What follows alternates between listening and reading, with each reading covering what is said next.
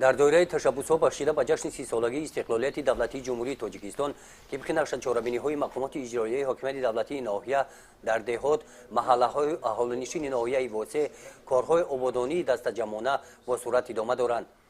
در این سمت صاحبکاران، تاجران و شخصان سخاوت پیشه سهم ارزنده گذاشته همه روزه تشبث‌های نو به نو به کار گرفته می‌شوند.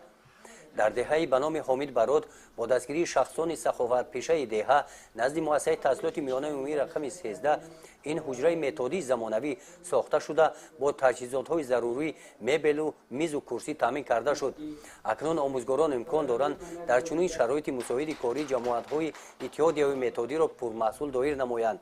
این حال تمام نیست، آبادکاری‌ها ادامه دارند. بخشیده به جشن 30 سالگی استقلالیت دولتی جمهوری تاجیکستان در دهه اسمانبیکه جماعت دهاتی به نام خدایا رجب باشد با تشبث اویله قادرزاده ها میدانچه خردی بازی فوتبال ساخته شده در وضعیت ادانه مورد استفاده قرار داده شد.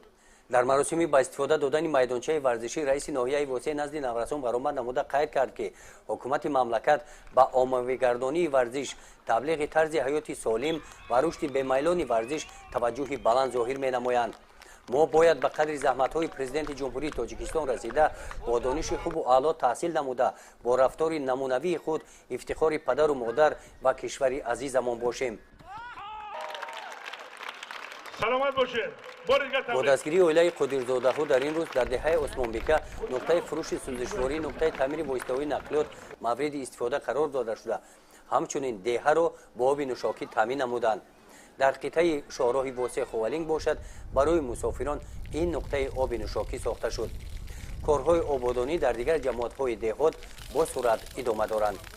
گزارش خواجه نظریف خدای نظر ظهورف از ناحیه واسه برای برنامه اطلاعاتی نوید.